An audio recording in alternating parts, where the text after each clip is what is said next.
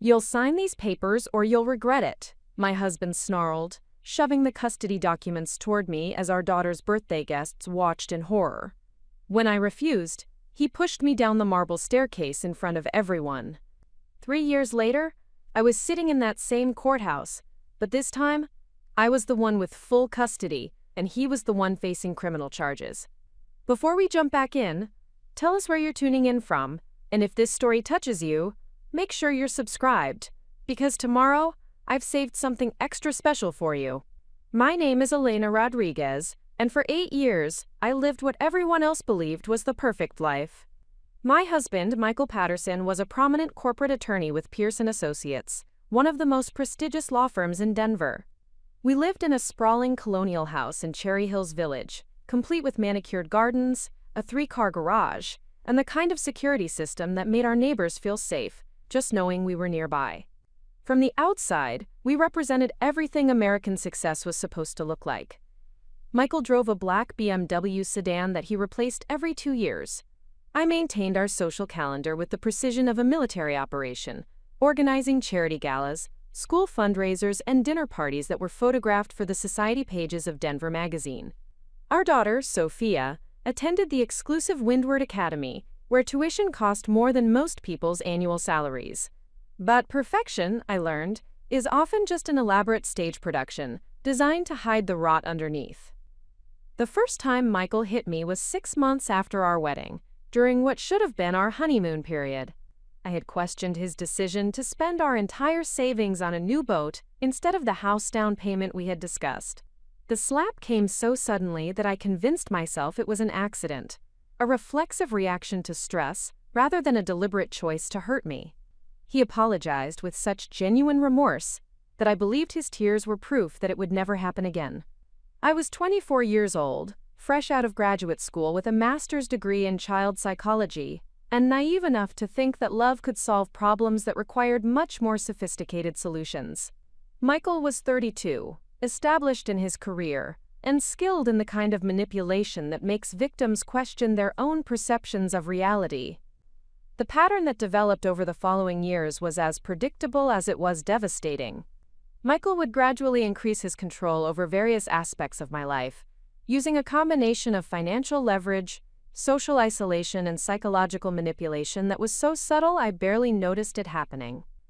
When I would finally recognize what was occurring and attempt to assert some independence, he would escalate to physical violence, followed immediately by apologies, gifts, and promises that created just enough hope to keep me trapped in the cycle. By the time Sophia was born 3 years into our marriage, I had become an expert at covering bruises with makeup, explaining away broken household items, and maintaining the cheerful demeanor that our social circle expected from Michael Patterson's wife. Motherhood should have been my liberation. Finally, I had someone who needed me more than I needed Michael's approval. Instead, it became another weapon he could use against me. "You know what happens to mothers who cannot provide stable homes for their children," Michael would say during our arguments, his voice carrying the authority of someone who spent his professional life navigating family court. "Judges do not look kindly on women who make accusations they cannot prove." The threat was both specific and vague enough to be terrifying. Michael specialized in corporate law, but he had enough colleagues in family practice to understand exactly how custody battles could be weaponized against vulnerable mothers. He knew which judges were sympathetic to fathers' rights arguments, which psychological evaluators could be influenced by professional reputation, and which private investigators could uncover the kind of personal information that could destroy a woman's credibility in court. For years, I convinced myself that I was protecting Sophia by maintaining the facade of our happy marriage. She attended excellent schools, lived in a beautiful home, and had access to opportunities that my own middle-class upbringing had never provided. Michael was charming and attentive when other people were watching, and Sophia genuinely loved the father she saw during public appearances and special occasions.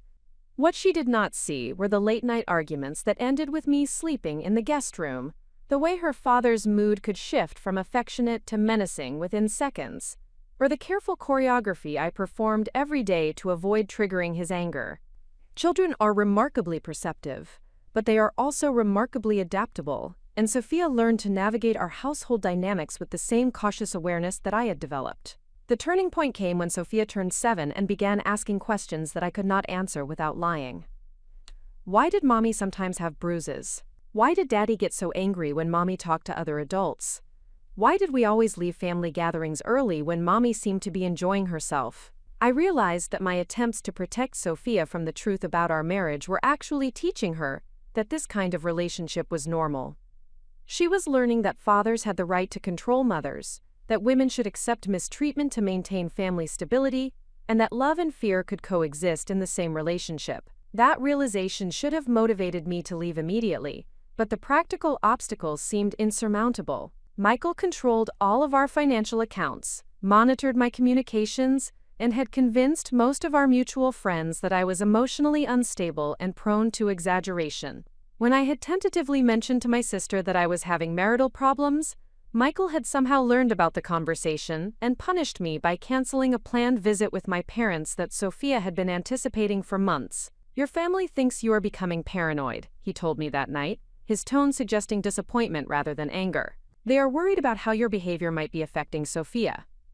I later learned that Michael had called my sister and my parents to express concern about my mental health, describing fictional incidents where I had displayed erratic behavior or made unreasonable demands. He was careful to frame his narrative as reluctant disclosure from a concerned husband rather than malicious gossip, which made his lies more credible, and my eventual denials seemed defensive. The isolation was methodical and complete. Michael had convinced my family that I was unstable, my friends that I was ungrateful, and my professional contacts that I was unreliable.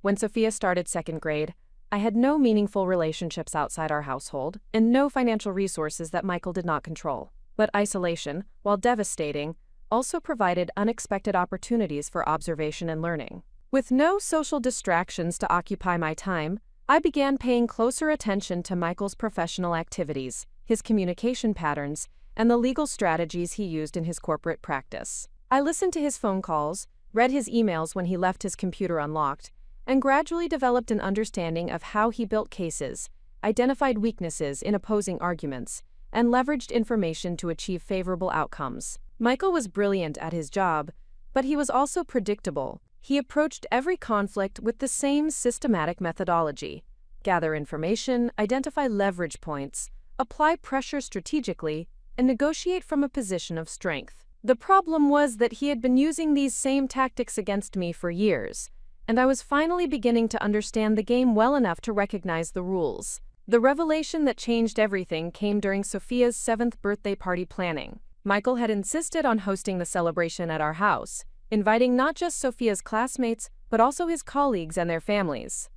The guest list included 2 family court judges, 3 divorce attorneys, and several child psychologists who worked as expert witnesses in custody cases. "It is important for people to see what kind of family we are," Michael explained when I questioned the elaborate guest list for a child's birthday party. "Sophia deserves to be surrounded by successful, stable adults who can serve as positive influences in her life." I realized that Michael was not planning a birthday party. He was staging a performance designed to establish his credibility as a devoted father and my dependence as a grateful wife. Every detail of the event was calculated to reinforce the narrative he had been building about our family dynamics.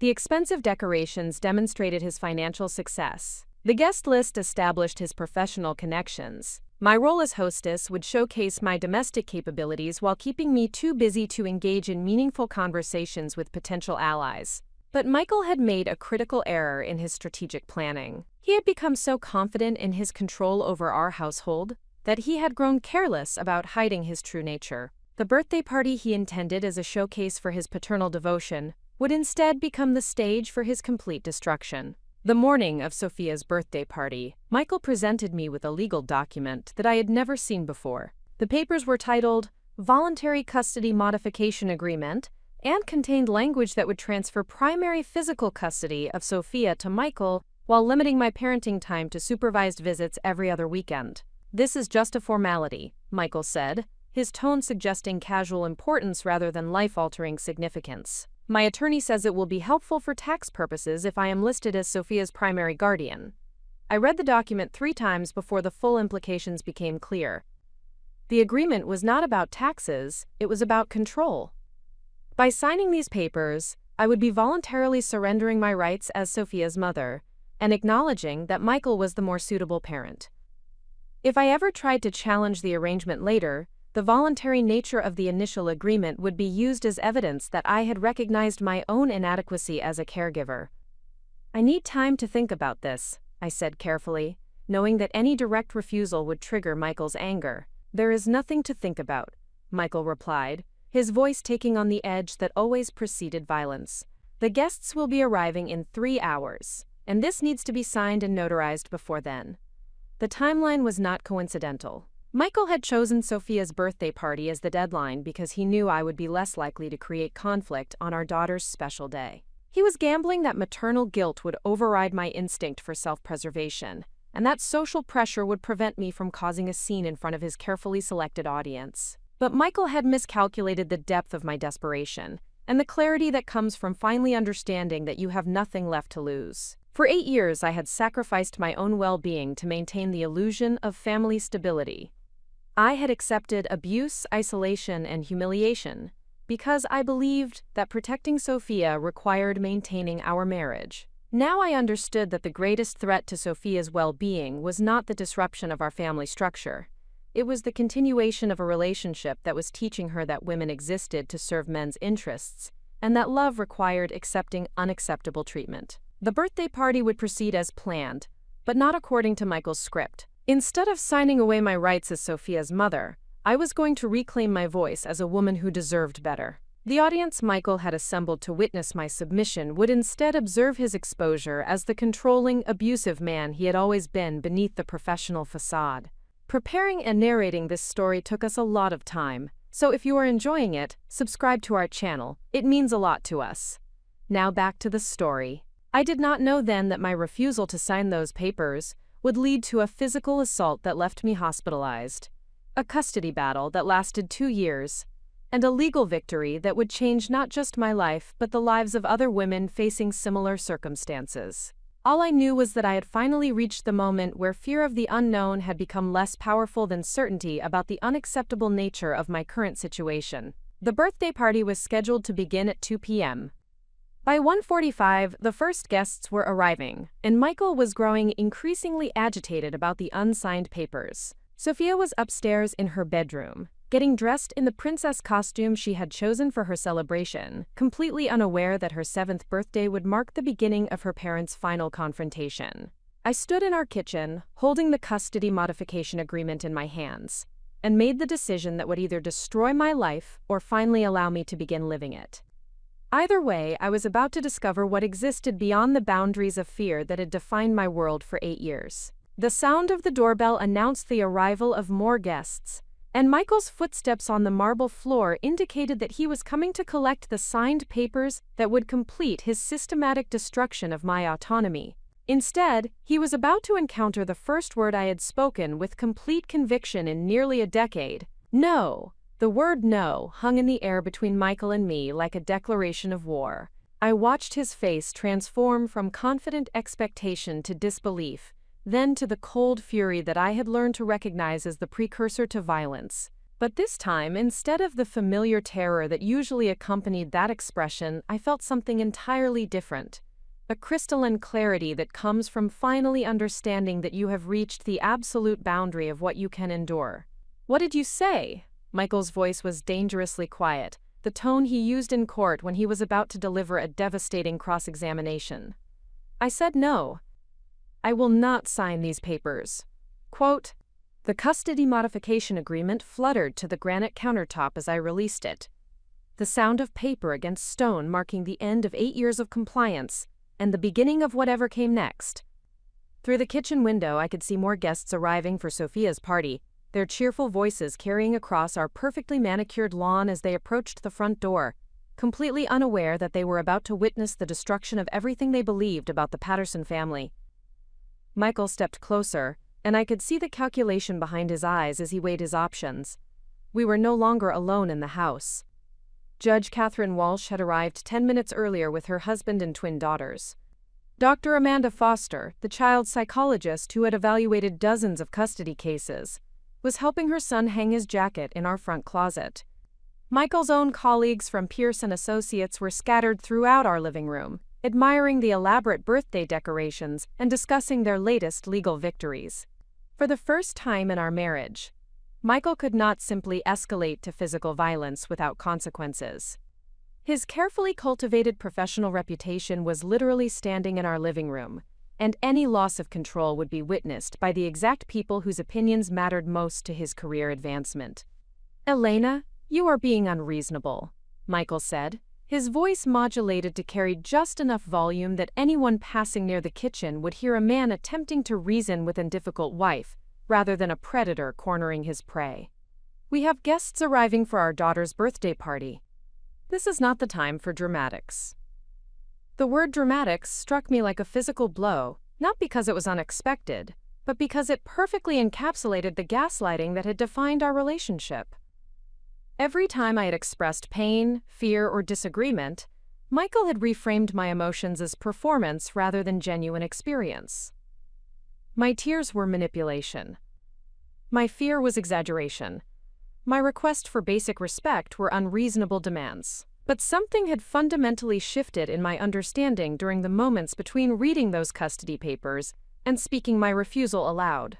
I realized that Michael's power over me was not actually based on his superior intelligence, financial control, or legal expertise. It was based entirely on my willingness to accept his definition of reality instead of trusting my own perceptions. "You are right," I said quietly. "This is not the time for dramatics. It is the time for honesty." I walked past Michael toward the kitchen island where I had left my purse, moving with the deliberate calm of someone who has finally stopped trying to avoid conflict. Inside my purse was my phone, and on that phone was the number for the domestic violence hotline that I had memorized 6 months earlier but never had the courage to call. "Where are you going?" Michael demanded, his careful modulation beginning to slip. "I am going to call my attorney." The lie came so easily that I surprised myself. I did not have an attorney.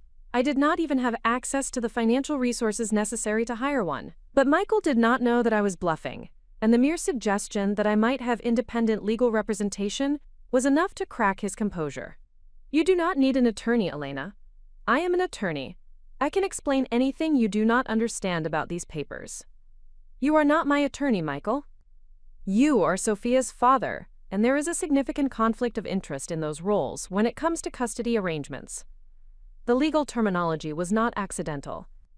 Over the past several months, I had been teaching myself family law through online resources, legal databases, and court documents that were matters of public record. I had spent countless hours researching cases similar to our situation, learning the language that judges used when making custody determinations, and understanding the factors that courts considered when evaluating parental fitness. Michael stared at me as if I had begun speaking a foreign language. In his mind, I was still the frightened young woman he had married 8 years earlier, someone who deferred to his expertise and accepted his judgment without question. He had no framework for understanding the person I was becoming, because he had never bothered to learn who I actually was beneath the role I had been playing. "Elena, you are embarrassing yourself," Michael said, his voice rising slightly as he heard the sound of more guests entering our front hallway. "Put your phone away and sign the papers. We can discuss your concerns later." But later never came in our relationship. Later was always postponed until after the current crisis, the important meeting, the social obligation, or the convenient moment that never actually arrived. I had been living in a perpetual state of delayed resolution, where my needs were always secondary to Michael's timeline, and my voice was always secondary to his convenience. "No," I repeated, and this time the word carried 8 years of accumulated strength. "I will not sign papers that give you primary custody of Sophia without legal representation. I will not pretend to agree with arrangements that I do not understand, and I will not continue to prioritize your comfort over my daughter's well-being." The transformation in Michael's expression was immediate and terrifying. The mask of reasonable professionalism that he wore in public situations slipped completely, revealing the cold rage that I had learned to associate with the worst moments of our marriage. But this time, instead of cowering or attempting to de-escalate, I stood my ground and met his gaze directly. "You have no idea what you are doing," Michael said, his voice now carrying the unmistakable threat that had intimidated me into submission countless times before. "You think you understand custody law? You think any judge in Colorado will believe your word against mine? You have no job, no income, no independent housing, and a documented history of emotional instability." The reference to documented history was not hyperbole.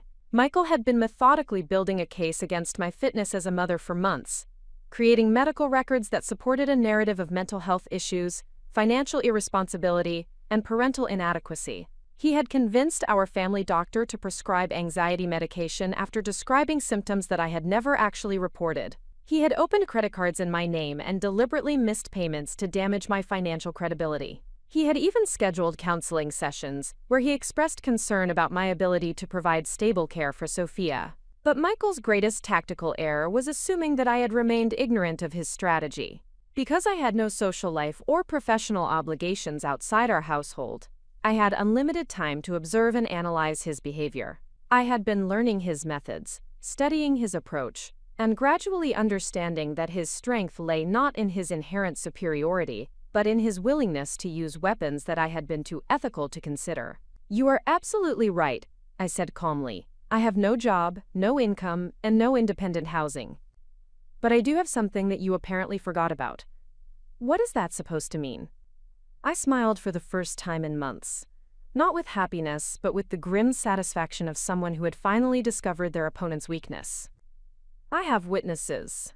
The sound of children's laughter echoed from our living room as Sophia and her friends began arriving for the party. Through the kitchen doorway, I could see Judge Walsh's daughters examining the elaborate birthday decorations while their mother chatted with Dr. Foster about recent changes in family court procedures. Michael's colleagues were sampling the catered appetizers and discussing their latest corporate acquisitions with the casual confidence of men who had never questioned their right to control other people's lives. "These people know you, Michael. They know your professional reputation, your community standing, and your public persona.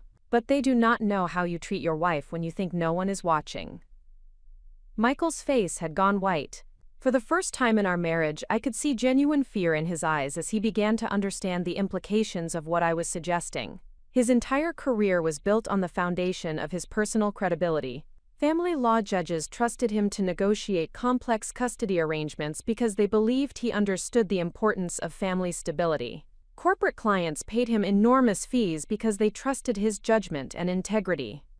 If even one of the people in our living room witnessed him losing control, his carefully constructed professional identity would begin to unravel. And if that same person later learned about the patterns of abuse that had defined our marriage, the destruction would be complete. "You would not dare," Michael said, but his voice lacked conviction. "Try me." The standoff that followed lasted perhaps 30 seconds, but it felt like the culmination of 8 years of accumulated tension. Michael was calculating whether I had the courage to follow through on my implicit threat, while I was discovering whether I actually possessed the strength that my words had claimed. The answer came when Sophia appeared in the kitchen doorway, resplendent in her princess costume and completely unaware of the drama unfolding between her parents. She looked from Michael to me with the expectant excitement of a 7-year-old who had been anticipating the celebration for weeks. "Mommy, Daddy, everyone is here for my party. Can we start with the games now?" The sight of our daughter, innocent and trusting, crystallized everything that was at stake in this moment. I was not just fighting for my own freedom from an abusive marriage. I was fighting for Sophia's right to grow up believing that women deserved respect, that relationships should be based on mutual care rather than control, and that no one had the right to demand submission through threats or violence. Michael looked at Sophia, then back at me, and I could see him making a calculation that would determine the course of all our lives. He could maintain his composure, accept my refusal to sign the custody papers, and deal with the consequences through legal channels. Or he could abandon the pretense of civility and reveal his true nature in front of the very people whose opinions mattered most to his professional future. His choice surprised no one who truly understood the psychology of abusive men. When their control is threatened, they inevitably choose escalation over strategic retreat, immediate gratification over long-term consequences, and the satisfaction of inflicting pain over the preservation of their own interests. "Sophia, go back to your friends," Michael said, his voice tight with barely contained rage. "Mommy and Daddy need to finish discussing some grown-up business. But Daddy, you promised we could start the treasure hunt at 2:30, and it is already. Go. Now." The harshness in Michael's tone startled Sophia, who looked between us with the confused hurt of a child who had done nothing wrong but was being treated as if she had. I watched her face crumple slightly as she backed out of the kitchen, and in that moment, I understood that my decision to refuse signing those papers was not just about protecting my own rights as Sophia's mother. It was about teaching her that she never had to accept unacceptable treatment from anyone, regardless of their relationship to her or their position of authority. "You see what you have done?" Michael hissed once Sophia was out of sight. "You have upset our daughter on her birthday because you cannot control your need for attention." The accusation was so perfectly inverted from reality that I almost laughed. Michael had spent 8 years demanding my constant attention, while systematically destroying my ability to seek attention from anyone else. He had isolated me from friends, family, and professional colleagues, then blamed me for being needy when I looked to him for social and emotional connection. He had created the dependency that he now criticized, then used that criticism to justify further control. "I will not sign those papers," I repeated. "And I will not pretend that refusing to give away my parental rights is somehow selfish or attention-seeking behavior." Michael moved closer, and I could smell his cologne mixed with the metallic scent of adrenaline that I had learned to associate with his most dangerous moods. "You will sign them, Elena. One way or another, you will sign them." Quote, "Are you threatening me?" "I am explaining reality to you." The conversation was interrupted by the sound of footsteps in the hallway as Dr. Foster approached the kitchen, probably looking for ice or napkins or some other party necessity. Michael immediately shifted his expression to the warm smile that he used for professional interactions. But the transition was too quick and too complete to be convincing to anyone who had witnessed the preceding moments. "Everything all right in here?" Dr. Foster asked, her trained psychologist's eye taking in the tension that still hung in the air between us. "Perfect," Michael replied smoothly. "Elena was just having some concerns about a legal document, but I think we have resolved everything." Dr. Foster looked at me expectantly, waiting for confirmation of Michael's assessment. This was the moment I had been unconsciously preparing for throughout our entire marriage. I could smile, nod, and resume the performance that had protected me from Michael's worst impulses while enabling his continued control over our lives. Or I could tell the truth and accept whatever consequences followed.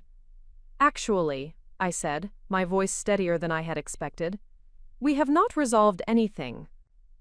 Michael wants me to sign custody papers that I have not had the opportunity to review with independent legal counsel, and he is becoming increasingly agitated about my refusal to comply with his timeline." The silence that followed was the sound of 8 years of carefully maintained pretense beginning to collapse.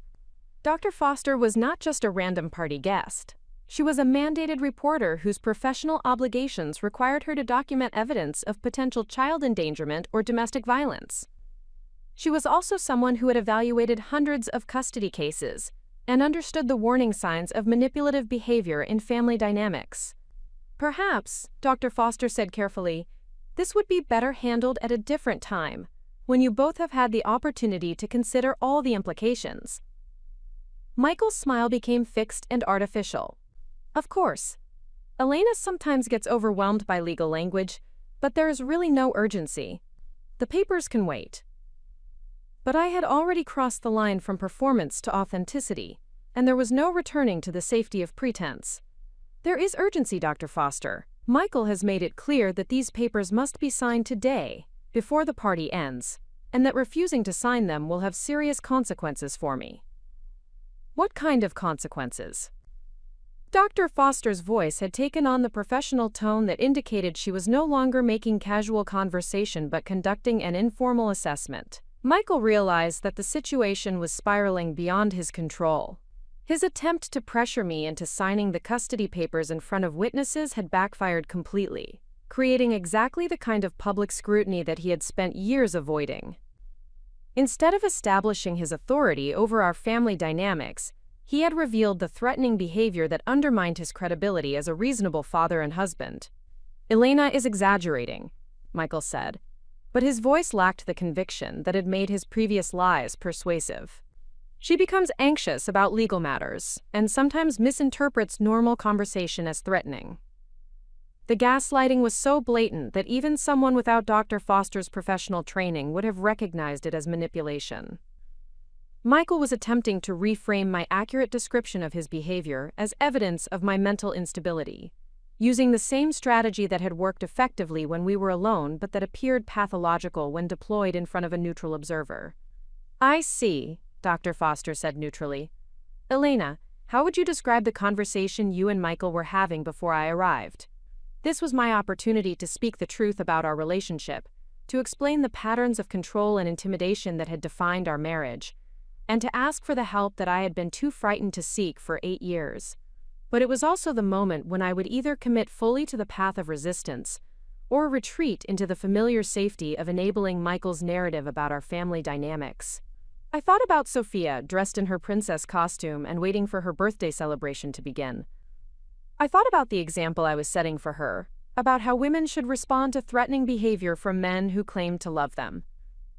I thought about the choice between protecting myself from Michael's immediate anger and protecting my daughter from learning that mothers existed to absorb abuse in service of family stability. "Michael told me that I would sign the custody papers one way or another," I said clearly. When I asked if he was threatening me, he said he was explaining reality. I interpreted that as a threat of consequences if I continued to refuse his demands. Dr. Foster nodded slowly.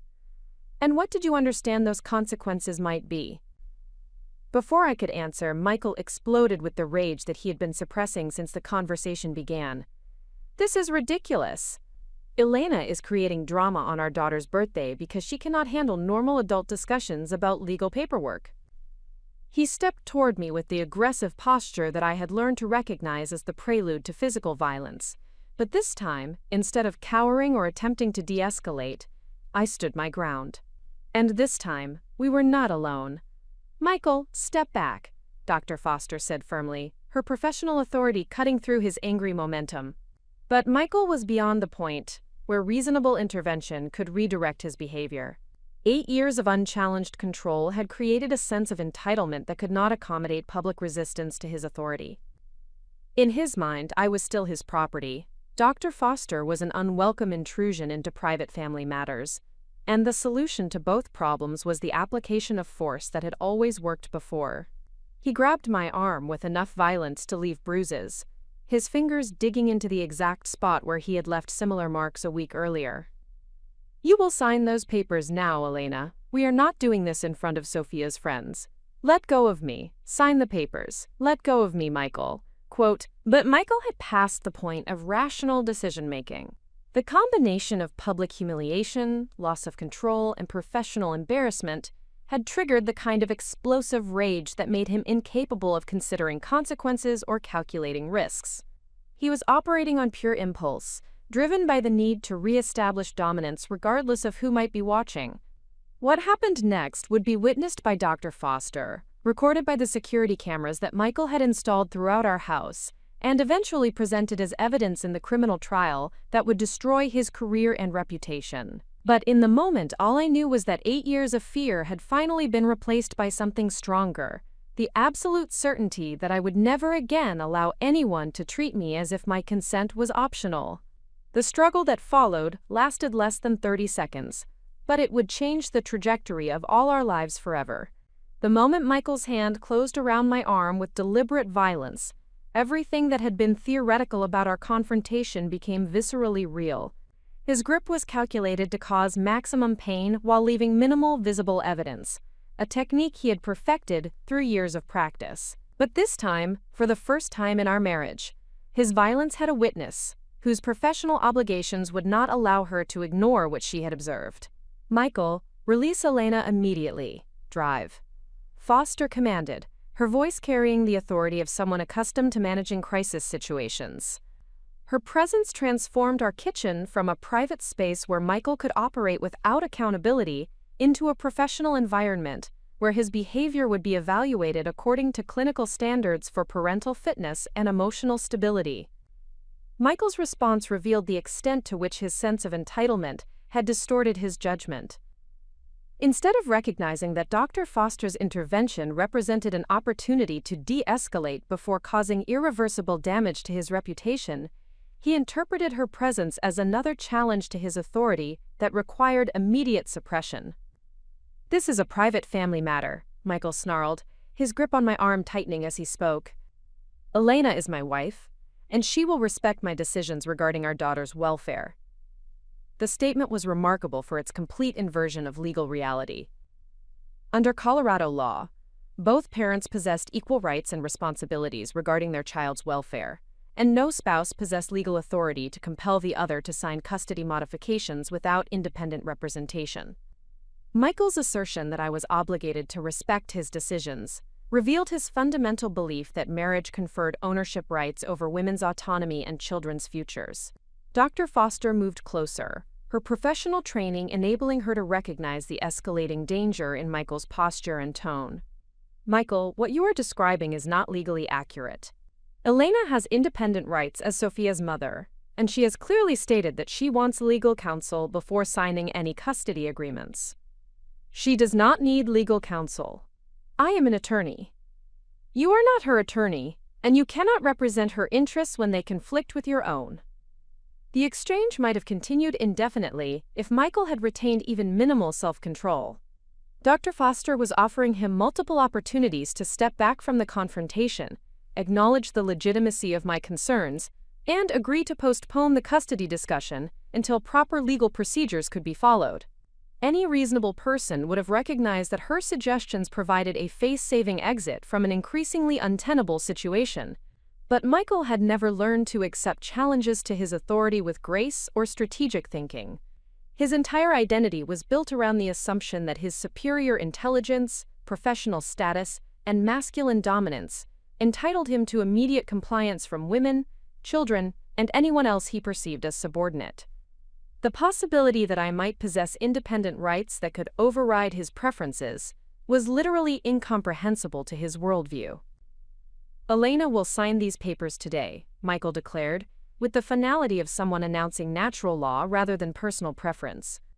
"She has neither the intelligence nor the resources to challenge my decisions in court, and any attempt to do so will result in consequences that she cannot afford to face." The threat was both vague and specific enough to be terrifying. Michael was simultaneously acknowledging that he expected me to challenge his custody demands while promising retaliation that would be swift and devastating. He was confident that his professional connections, financial resources, and understanding of legal procedures would enable him to destroy any resistance I might attempt to mount. But Michael's greatest tactical error was delivering these threats in the presence of Dr. Foster, whose professional obligations required her to document evidence of intimidating behavior toward family members. She was not just a party guest who might gossip about our marital problems. She was a mandated reporter whose testimony could be subpoenaed if custody proceedings ever reached family court. "Michael," Dr. Foster said carefully, "you are describing behavior that would be considered coercive and potentially abusive in a custody evaluation. I strongly recommend that you step back and allow Elena the time and space she has requested to consult with independent counsel." Her words struck Michael like physical blows. Throughout his legal career, he had been the person delivering devastating assessments of other people's parental fitness. He had represented clients in custody battles where opposing parents were deemed unfit based on evidence of controlling behavior, financial manipulation, and emotional intimidation. He understood exactly how Dr. Foster's observations could be weaponized against him if this confrontation ever became part of an official record. The realization that his own behavior was being evaluated according to the same standards he had used to destroy other parents should have motivated immediate de-escalation. Instead, it triggered the kind of explosive rage that emerges when someone who has never questioned their own righteousness suddenly confronts evidence of their fundamental wrongness. "You have no authority in this house," Michael shouted at Dr. Foster, his voice loud enough to carry throughout our home and certainly audible to the party guests in adjacent rooms. "Elena is manipulating the situation to make me appear unreasonable, just as she manipulates every disagreement to cast herself as a victim.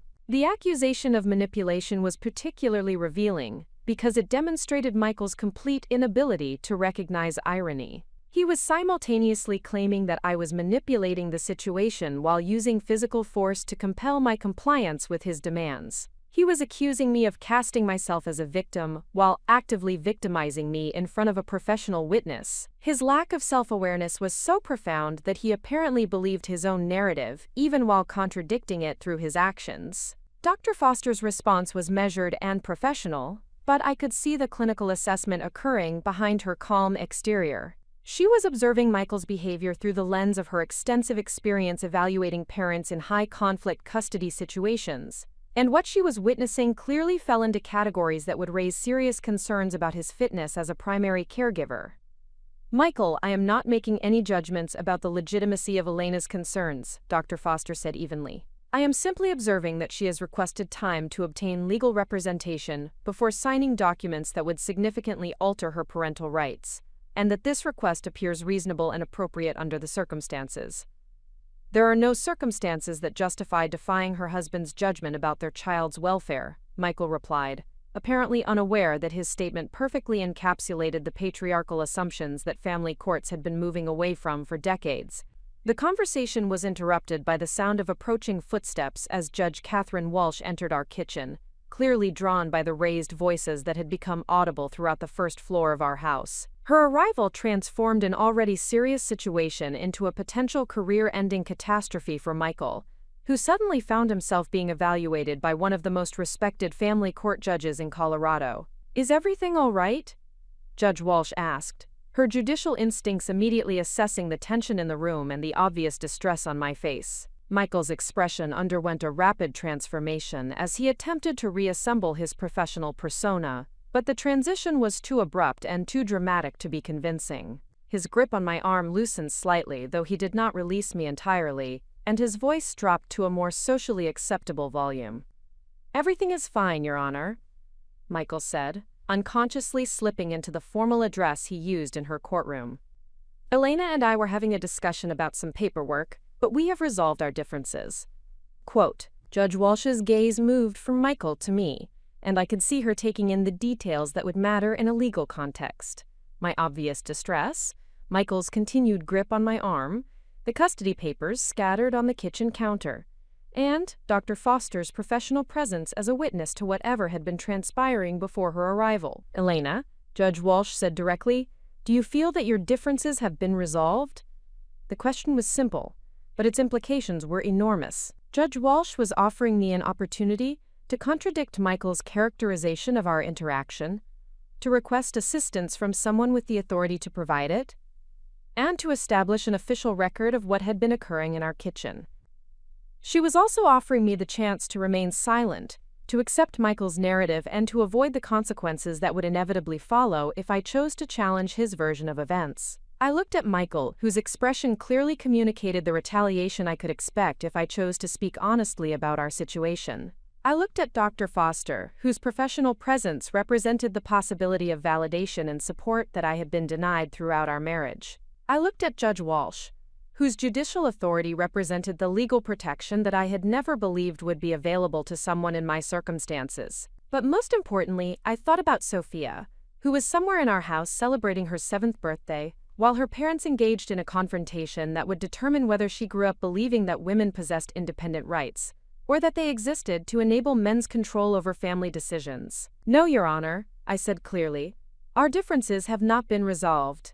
Michael is demanding that I sign custody papers that would give him primary physical custody of Sophia, and he has made it clear that refusing to sign them will result in serious consequences for me." The silence that followed was the sound of 8 years of carefully maintained secrecy being replaced by official scrutiny. Judge Walsh was no longer a party guest making polite conversation. She was a judicial officer who had just received a report of potentially coercive behavior regarding child custody matters, and her professional obligations required her to take such reports seriously. "Michael," Judge Walsh said, her tone shifting to the authoritative voice she used when addressing attorneys who appeared before her court, "is Elena's characterization accurate?" Michael realized that his entire career was balanced on the edge of his next words. He could acknowledge that he had been pressuring me to sign custody papers without legal representation, which would be ethically problematic but not necessarily career-ending. Or he could deny my account, which would require him to either discredit my credibility or explain why two professional witnesses were corroborating a version of events that contradicted his own. His choice revealed everything about his character and judgment. Instead of accepting responsibility for his behavior and attempting to de-escalate the situation, Michael doubled down on his narrative of my unreasonableness and emotional instability. Elena becomes anxious about legal matters and often misinterprets routine discussions as threatening, Michael said, apparently believing that he could gaslight his way out of a situation where multiple witnesses had observed his behavior. The custody papers are a simple formality for tax purposes, but she has worked herself into an emotional state that makes rational conversation impossible. The explanation was so obviously false that it insulted the intelligence of everyone present. Judge Walsh had spent decades evaluating testimony in family court proceedings, and she possessed the professional expertise to recognize manipulation when she encountered it. Dr. Foster had witnessed the entire confrontation and could provide detailed testimony about Michael's threatening behavior and my reasonable responses. "I see," Judge Walsh said neutrally. "Elena, would you like to call an attorney to review these papers before making any decisions about signing them?" Michael's reaction to that suggestion was immediate and revealing. "That is completely unnecessary, Your Honor. I have reviewed the papers thoroughly, and they contain standard language that any competent attorney would approve." Elena's insistence on independent counsel is simply another example of her refusal to trust my professional judgment. The assertion that I should trust his professional judgment regarding legal documents that would limit my own parental rights was so breathtakingly inappropriate that Judge Walsh's expression shifted to barely concealed astonishment. Michael was essentially arguing that being married to an attorney negated my right to independent legal representation, a position that violated every ethical principle governing family law practice. "Michael," Judge Walsh said carefully, "you cannot represent Elena's interests in custody matters when those interests potentially conflict with your own. She has an absolute right to independent counsel, and her request for such counsel is not only reasonable but legally prudent." The judicial rebuke should have prompted immediate retreat and apology. Instead, it triggered the final explosion of rage that would transform our daughter's birthday party into a crime scene, and Michael's legal career into a cautionary tale about the consequences of unchecked privilege and entitlement. "Elena does not have rights that supersede my authority as Sophia's father and the primary financial provider for this family," Michael declared, his voice rising to a shout that was certainly audible throughout our house. "She will sign these papers today, or she will face consequences that will make her regret her defiance." The threat was delivered in the presence of a sitting family court judge and a licensed psychologist who specialized in custody evaluations. Michael had essentially confessed to planning retaliation against me for exercising my legal rights, while demonstrating the kind of controlling behavior that family courts had been trained to recognize as evidence of potential domestic violence. But Michael was beyond rational consideration of consequences. The combination of public humiliation, professional embarrassment, and loss of control had triggered a psychological break that made him incapable of strategic thinking. He was operating on pure rage, driven by the need to reestablish dominance regardless of who might be watching or what the long-term costs might be. When I attempted to step away from him to create physical distance, Michael's response was swift and decisive. He yanked me back toward him, with enough force to cause me to stumble, then pushed me away from him with sufficient violence that I lost my balance completely. The marble staircase that connected our kitchen to the main hallway had been one of the features that initially attracted us to this house. The stone was imported from Italy, the craftsmanship was exquisite, and the dramatic sweep of the stairs created an elegant architectural focal point that impressed visitors and enhanced our property value. But marble is unforgiving when human bodies collide with it at high velocity, and the sound of my impact echoed through our house with the finality of breaking glass. The pain was immediate and overwhelming, radiating from my left shoulder down through my ribs and into my hip where I had struck the stone steps. But more devastating than the physical injury was the realization that Michael had chosen violence in front of witnesses whose testimony could destroy him. He had sacrificed his career, his reputation, and his relationship with Sophia for the momentary satisfaction of inflicting pain on someone who had dared to defy his authority. The silence that followed my fall was broken by Dr. Foster's voice as she immediately moved to assess my injuries while simultaneously reaching for her phone to call emergency services. Judge Walsh was speaking in the calm, authoritative tone she used to manage courtroom crises, directing someone to check on Sophia and the other children, while ensuring that the scene was preserved for the police investigation that would inevitably follow. Michael stood at the top of the stairs, looking down at me with an expression that combined surprise, rage, and the dawning realization that he had just destroyed everything he had spent decades building. His violence had been witnessed by two of the most credible professionals in Colorado's family law system, recorded by the security cameras he had installed throughout our house, and observed by party guests whose testimony would corroborate every detail of the assault. But as I lay on those marble steps, fighting through the pain and shock of the impact, I experienced something unexpected: profound relief. For 8 years, I had been afraid that Michael's violence would escalate to the point where Sophia might be endangered, or I might be seriously injured. I had lived in constant fear of the moment when his control would slip and his true nature would be revealed in ways that could not be hidden or explained away. That moment had finally arrived. But instead of feeling helpless and afraid, I felt empowered by the knowledge that Michael had just provided me with all the evidence I would ever need to protect Sophia from his influence and control. His attempt to intimidate me into submission had instead become the foundation for my legal victory and his professional destruction. The birthday party that Michael had orchestrated to showcase his family's perfection had become the crime scene that would ensure Sophia's safety and my freedom. The witnesses he had assembled to validate his authority had instead become the testimony that would expose his true character and enable my ultimate triumph. As the sounds of sirens grew closer and the reality of Michael's situation became increasingly clear, I understood that my refusal to sign those custody papers had accomplished something far more significant than preventing immediate legal manipulation. It had forced Michael to reveal his authentic self in front of people whose opinions mattered more than temporary pain or professional embarrassment. The transformation from victim to victor had begun with a single word, but it would be completed through the testimony of credible witnesses and the weight of evidence that Michael himself had provided through his uncontrolled behavior. The emergency room at Denver Presbyterian Hospital became my first introduction to the systematic procedures that would define the next 2 years of my life. Within minutes of my arrival, what had been a private family crisis transformed into an official criminal investigation involving police detectives, medical professionals, social services personnel, and district attorney representatives who specialized in domestic violence prosecution. Detective Sarah Morrison arrived at the hospital 45 minutes after the ambulance had transported me from our house. She was a 15-year veteran of the Denver Police Department's Domestic Violence Unit, a woman whose professional demeanor immediately conveyed both competence and genuine concern for victims who found themselves navigating the intersection of medical treatment and criminal justice procedures. "Mrs. Patterson, I am Detective Morrison," she said, settling into the chair beside my hospital bed with the practiced ease of someone who had conducted hundreds of similar interviews. "I understand that you were injured during an altercation at your home this afternoon. Before we discuss what happened, I want you to know that you are not required to speak with me today, and you can stop this conversation at any time if you need medical attention or feel uncomfortable continuing."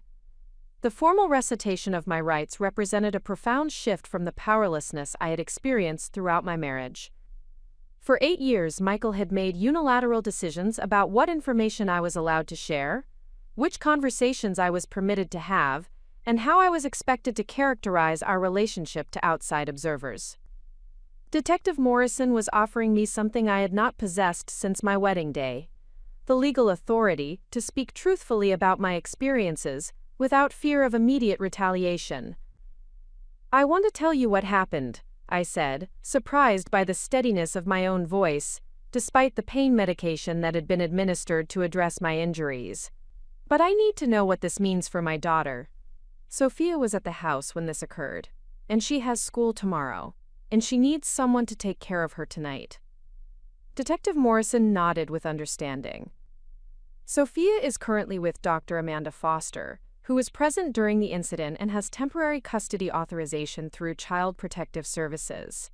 She will remain in Dr. Foster's care until we can establish a safe permanent arrangement. Your daughter is physically safe and has been told that you were injured, but that you are receiving medical treatment and will be fine. The relief that accompanied this information was overwhelming. Throughout the chaos of the ambulance ride and medical evaluation, my primary concern had been Sophia's immediate safety and emotional well-being. Michael's arrest had occurred within minutes of the police arrival at our house, but I had been transported to the hospital before learning whether appropriate arrangements had been made for Sophia's care. Dr. Foster volunteered to provide temporary care? I asked. Dr. Foster, Judge Walsh, and several other witnesses remained at your house until police and social services personnel could assess the situation and ensure that Sophia was not traumatized by what she had observed, Detective Morrison explained. According to their statements, Sophia was upstairs with other children during most of the incident and did not witness the actual assault, though she was aware that something serious had occurred between her parents. This information provided crucial context for understanding how the investigation would proceed. Sophia had been protected from witnessing the most traumatic aspects of Michael's violence, which would minimize her psychological trauma while also limiting her value as a witness in criminal proceedings. The burden of providing testimony would fall primarily on the adult witnesses who had observed Michael's behavior and could speak to the patterns of control and intimidation that had preceded the physical assault. Mrs. Patterson, I have preliminary statements from Dr. Foster and Judge Walsh regarding what they observed this afternoon, Detective Morrison continued. Their accounts are consistent and detailed, but I need to hear your version of events to complete the initial investigation report. Can you tell me what led to the confrontation with your husband? For the next 90 minutes, I provided Detective Morrison with a comprehensive account of the custody paper incident, Michael's threats and intimidating behavior, and the escalating confrontation that had culminated in the physical assault. But more importantly, I began to describe the broader context of our marriage, the patterns of control and manipulation that had defined our relationship, and the systematic isolation that had made me vulnerable to Michael's abuse. Detective Morrison listened without interruption, occasionally asking clarifying questions that demonstrated her understanding of domestic violence dynamics and the legal elements that would be required to build a successful prosecution case. Her questions were professionally crafted to elicit specific details that would matter in court proceedings, while also helping me organize my thoughts in ways that would be useful for future legal testimony. Mrs. Patterson, you mentioned that Michael had threatened consequences if you refused to sign the custody papers. Did he specify what those consequences might involve? He said that I had no job, no income, no independent housing, and a documented history of emotional instability that would make any judge question my fitness as a mother. He said that challenging his decisions would result in consequences I could not afford to face. Did you interpret these statements as threats? Yes. Michael has spent months creating medical records that support a narrative of mental health problems I do not actually have, opening credit accounts in my name to damage my financial credibility, and building a case against my parental fitness that he could use if I ever tried to leave the marriage or challenge his authority. Detective Morrison's expression indicated that Michael's behavior fit established patterns that she had encountered in previous domestic violence cases. Abusers often spend months or years systematically undermining their victims' credibility, financial independence, and social support networks to make leaving the relationship appear impossible or prohibitively costly. Do you have documentation of any of these activities? I have copies of medical records that contain symptoms I never reported, credit card statements for accounts I never opened, and emails between Michael and various professionals, where he expressed concerns about my mental health and parenting capabilities that were completely fabricated. The existence of documentation would prove crucial for the investigation and eventual prosecution.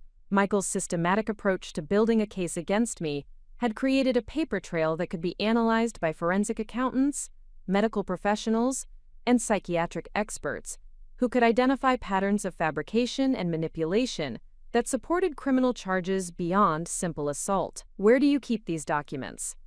In a safety deposit box at First National Bank that Michael does not know about. I started collecting evidence 6 months ago when I realized what he was doing. Detective Morrison smiled for the first time during our conversation. Mrs. Patterson, that was excellent strategic thinking. Those documents will be invaluable for establishing the broader context of coercive control that preceded today's assault. The validation was profound. For months, I had questioned whether my decision to secretly document Michael's behavior was paranoid, or whether my interpretation of his actions was accurate. Detective Morrison's professional assessment confirmed that my instincts had been sound, and that my preparation would significantly strengthen the case against Michael. What happens next in the investigation? We will execute search warrants for your house, Michael's office, and his computer records, to gather additional evidence of the threatening behavior and systematic manipulation you have described. We will interview all witnesses who were present during today's incident, and we will work with the district attorney's office to determine what charges are appropriate based on the evidence we collect. Quote, Detective Morrison explained that Michael was currently being held at the Denver County Jail on charges of third-degree assault, harassment, and child endangerment. Additional charges related to stalking, coercive control, or financial crimes could be added as the investigation proceeded and more evidence was analyzed. The child endangerment charge relates to Sophia's presence in the house during the assault. Colorado law considers domestic violence in the presence of children to be a form of child abuse, regardless of whether the child directly witnesses the violence. Sophia was in the house when her father committed assault against her mother, which creates additional legal consequences beyond the direct harm to you. This information represented a significant shift in how I understood the legal implications of Michael's behavior. Throughout our marriage, I had minimized the impact of his violence on Sophia because she had not been directly targeted or physically injured. Detective Morrison was explaining that Michael's abuse had legally harmed Sophia simply by occurring in her presence, which would factor into custody determinations and criminal sentencing decisions. What does this mean for custody arrangements while the criminal case proceeds? That will be determined through family court proceedings that are separate from the criminal investigation, but the evidence we gather will be available to the family court judge who makes custody decisions. Based on what I have observed so far, I expect that you will be awarded temporary sole custody with supervised visitation for your husband, assuming that you want to pursue that arrangement. The possibility of sole custody had seemed impossible just hours earlier when Michael was demanding that I sign papers that would have given him primary custody rights. His decision to escalate to violence in front of credible witnesses had completely reversed our legal positions and transformed me from a victim with limited options into a parent with strong grounds for protecting Sophia from further exposure to abusive behavior. I do want to pursue sole custody, but I am concerned about Michael's reaction when he realizes the full extent of the legal consequences he is facing. Detective Morrison's expression became serious. Mrs. Patterson, that is a legitimate concern that we take very seriously. Men who have used control and intimidation throughout their marriages often escalate their threatening behavior when they realize that legal proceedings are removing their power over their families. She explained that the Denver Police Department maintained a specialized unit for protecting domestic violence victims during the high-risk period immediately following arrests and charges. I would be provided with emergency contact numbers, safety planning resources, and regular check-ins from victim advocates, who could help me navigate the complex intersection of criminal proceedings, family court matters, and practical concerns about housing, financial support, and childcare arrangements. The most dangerous time for domestic violence victims is often the period immediately after they leave the relationship or initiate legal proceedings against their abusers, Detective Morrison continued. We have protocols in place to provide additional protection during this vulnerable period, and we will work with you to develop a comprehensive safety plan that addresses your specific circumstances. The safety planning conversation consumed another hour and covered topics I had never considered: secure communication methods, emergency housing options, financial account protection, workplace security measures, and legal procedures for obtaining restraining orders that would limit Michael's ability to contact or approach Sophia. Mrs. Patterson, I want you to understand that what happened today was not your fault, and your decision to refuse signing those custody papers was both legally appropriate and personally courageous. Many women in your situation feel guilty about the consequences that their abusers face when criminal charges are filed, but Michael's arrest and prosecution are the direct result of his own choices and behavior. The statement addressed feelings I had not yet fully acknowledged. Despite the relief I felt about Sophia's safety and my own protection, I was struggling with guilt about the destruction of Michael's career and the impact that his criminal charges would have on our extended family and social circle.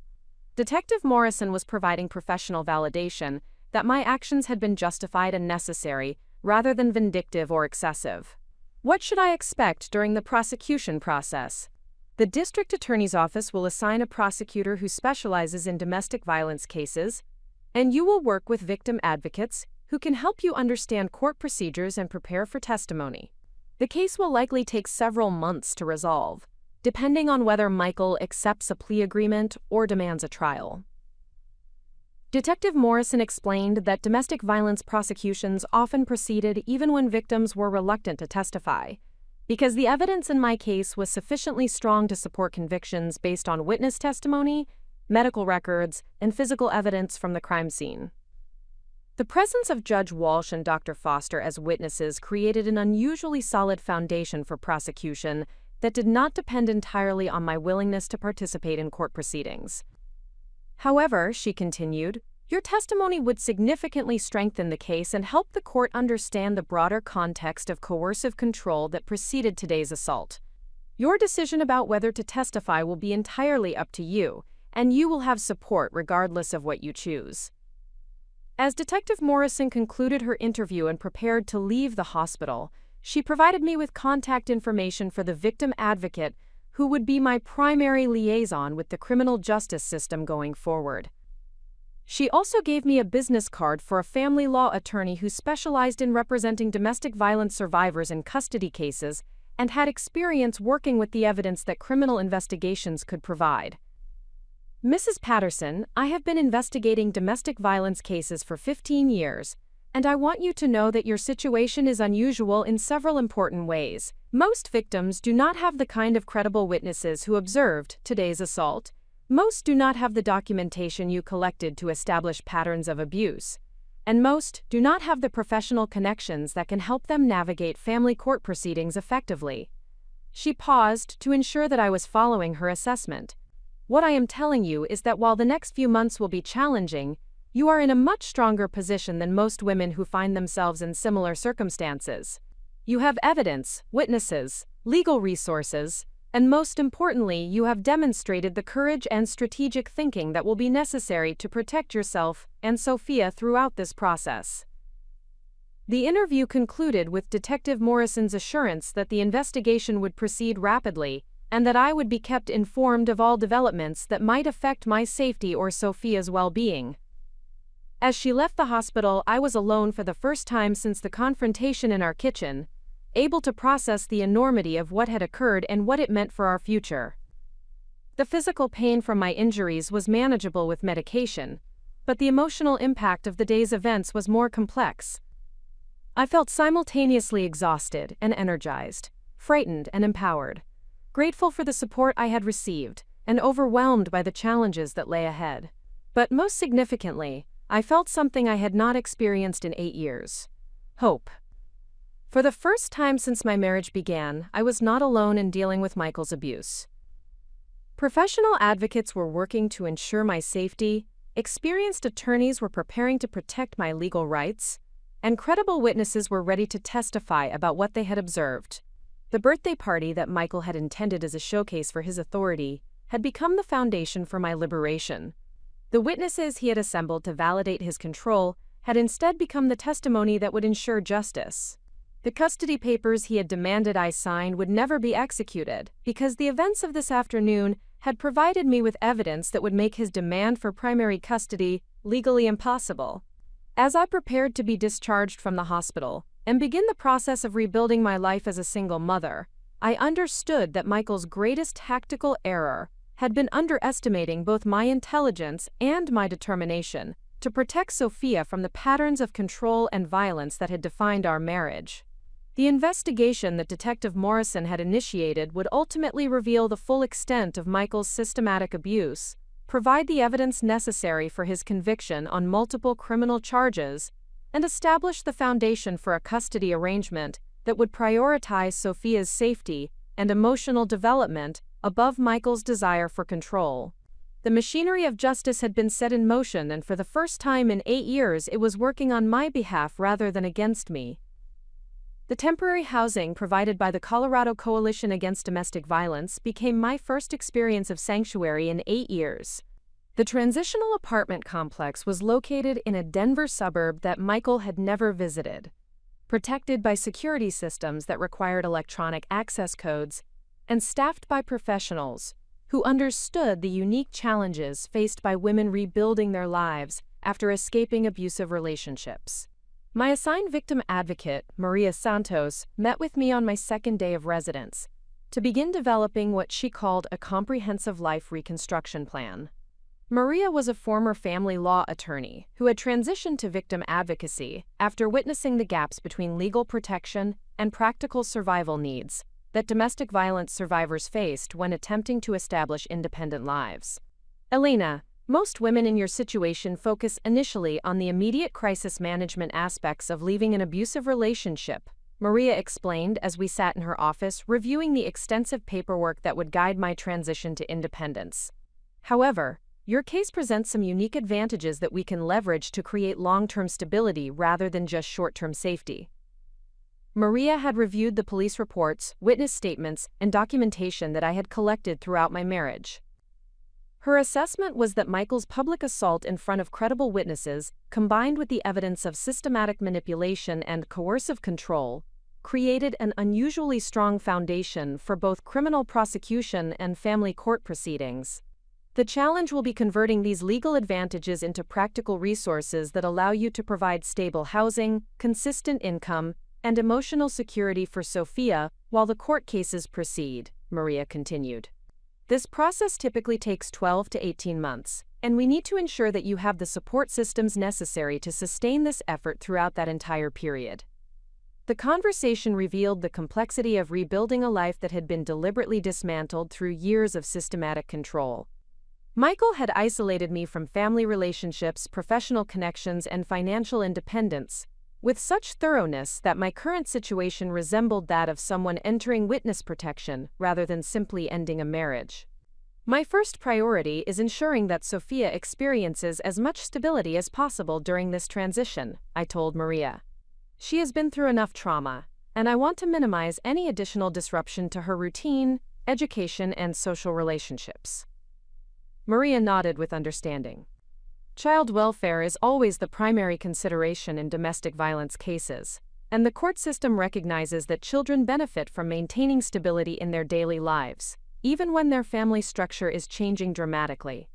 We can work with Windward Academy to ensure that Sophia continues attending the same school, and we can arrange for counseling services that will help her process the changes in her family situation. The discussion of Sophia's educational continuity raised important financial considerations. Windward Academy's annual tuition exceeded $30,000, and the private school did not participate in any scholarship programs that might be available to families experiencing economic hardship. My ability to maintain Sophia's enrollment would depend entirely on establishing sufficient income to cover educational expenses that had previously been managed through Michael's law firm partnership distributions. Elena, your master's degree in child psychology provides an excellent foundation for re-establishing professional independence, Maria observed. The Denver area has a significant demand for licensed therapists who specialize in childhood trauma and family systems, and your personal experience with domestic violence dynamics would be valuable in clinical settings that serve similar populations. The suggestion represented a profound shift in how I conceptualized my professional identity. Throughout my marriage, Michael had dismissed my educational background as a relevant hobby rather than legitimate professional qualification. The possibility that my degree could provide the foundation for financial independence and meaningful career development had never been seriously considered within our household. I would need to complete clinical supervision requirements and pass licensing examinations before I could practice independently, I replied. That process typically takes 2 years and requires financial resources for continuing education that I do not currently possess. Maria smiled with the confidence of someone who had helped dozens of women navigate similar challenges. The coalition maintains partnerships with several graduate psychology programs that offer accelerated licensing tracks for domestic violence survivors who want to enter clinical practice. These programs include scholarship funding, supervised clinical placements, and career development support that can significantly reduce both the time and cost of obtaining professional licenses. The conversation continued for 3 hours, covering every aspect of practical life reconstruction, from immediate safety concerns to long-term career planning. Maria provided information about emergency financial assistance, legal aid services, child care resources, educational support programs, and community organizations that specialized in helping domestic violence survivors transition to independent living. But most importantly, Maria helped me understand that my situation, while challenging, was far from hopeless. The evidence that I had collected, the witnesses who had observed Michael's behavior, and the professional connections that had emerged through the criminal investigation created a foundation for success that most women in similar circumstances did not possess. Elena, I want you to understand that your decision to document Michael's behavior and your refusal to sign those custody papers demonstrated exactly the kind of strategic thinking and personal courage that predicts successful outcomes in these situations, Maria said as our meeting concluded. Many women never develop the awareness or collect the evidence that you gathered, and most never find the opportunity to expose their abuser's behavior in front of credible witnesses. The following week brought my first meeting with Rebecca Chen, the family law attorney whom Detective Morrison had recommended for representing my interests in custody proceedings. Rebecca's office was located in downtown Denver, in a building that housed several firms specializing in family law and domestic relations cases. Rebecca had reviewed all available documentation from the criminal investigation before our initial consultation, allowing her to focus immediately on developing strategy for the custody case, rather than spending time establishing the basic facts of Michael's abusive behavior. Elena, based on the evidence available from the criminal investigation, I believe we can seek sole legal and physical custody of Sophia with supervised visitation for Michael, Rebecca began. The presence of Judge Walsh and Dr. Foster as witnesses to his threatening behavior and physical assault creates an exceptionally strong foundation for arguing that unsupervised contact with Sophia would not be in her best interests. Rebecca explained that Colorado family courts operated according to the principle of best interests of the child, which required judges to consider factors including each parent's ability to provide emotional stability, financial support, and safe living environments. Michael's criminal charges, combined with evidence of systematic manipulation and controlling behavior, would weigh heavily against his suitability for primary custody or unsupervised visitation.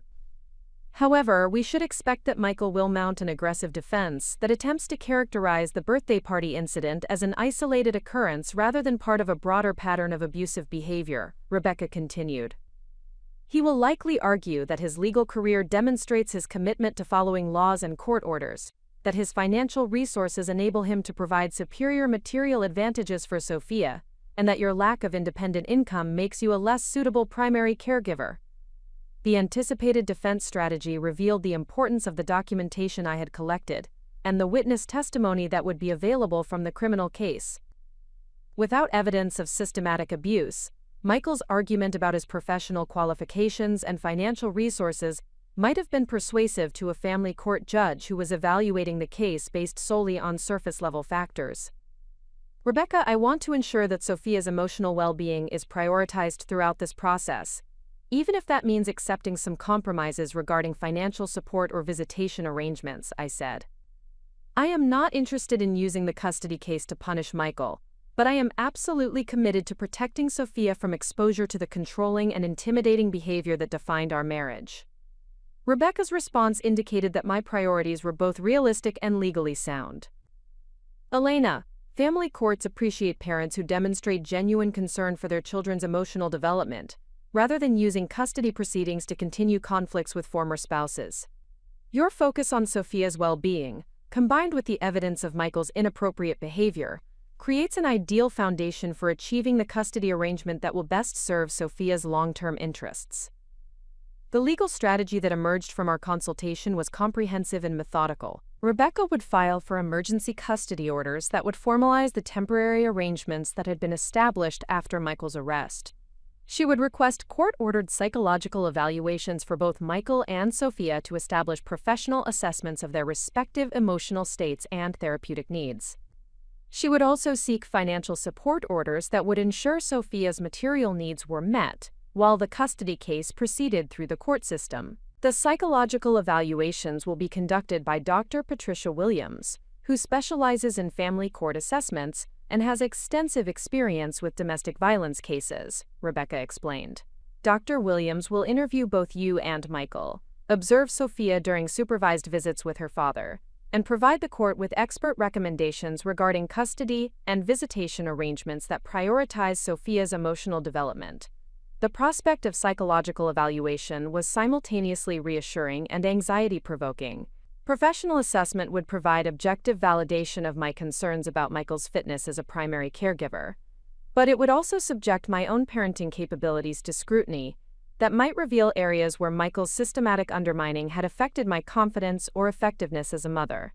Elena, psychological evaluations in custody cases examine parenting skills, emotional stability, and the ability to prioritize children's needs over personal conflicts, Rebecca said, apparently recognizing my apprehension about the evaluation process. Based on everything I have observed about your decision-making throughout this situation, I am confident that Dr. Williams will find you to be an exemplary parent who has demonstrated remarkable strength and judgment under extraordinarily difficult circumstances.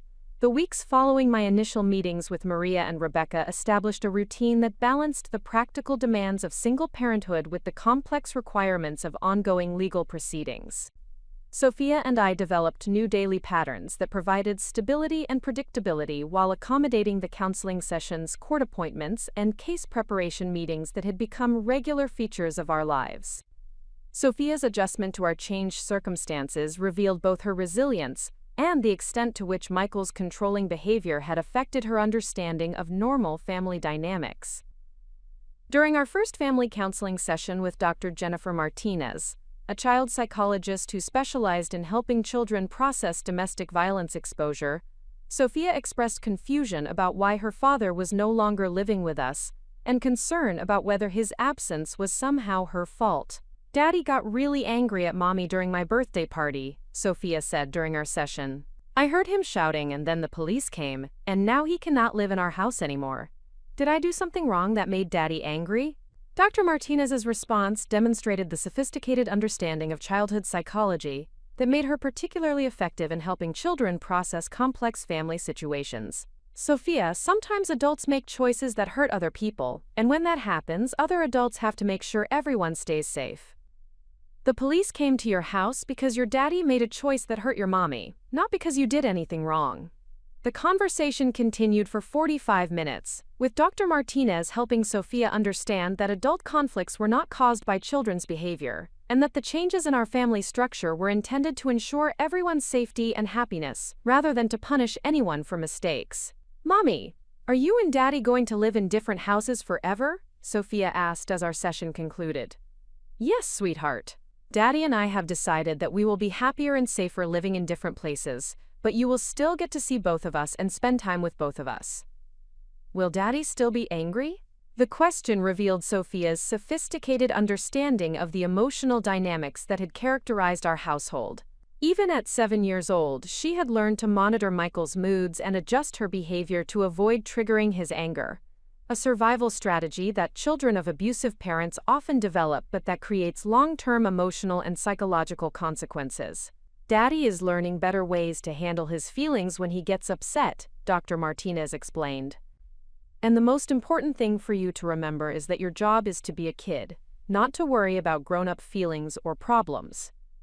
The counseling sessions became an essential component of Sophia's adjustment process, providing her with professional support for processing the changes in our family while also creating documentation of her emotional well-being that would be valuable for the custody proceedings. Dr. Martinez's notes would demonstrate that Sophia was thriving in our new living situation, and that the stability I was providing was supporting her healthy development. Meanwhile, the criminal case against Michael proceeded through the court system, with the methodical efficiency that characterized domestic violence prosecutions involving clear evidence and credible witnesses. Assistant District Attorney Patricia Rodriguez specialized in domestic violence cases and had reviewed all available evidence before deciding to pursue charges that included third-degree assault, harassment, coercive control, and child endangerment. "Elena, the evidence in your case is exceptionally strong," Patricia explained during our first meeting to discuss the prosecution strategy. Judge Walsh and Dr. Foster provide unimpeachable witness testimony.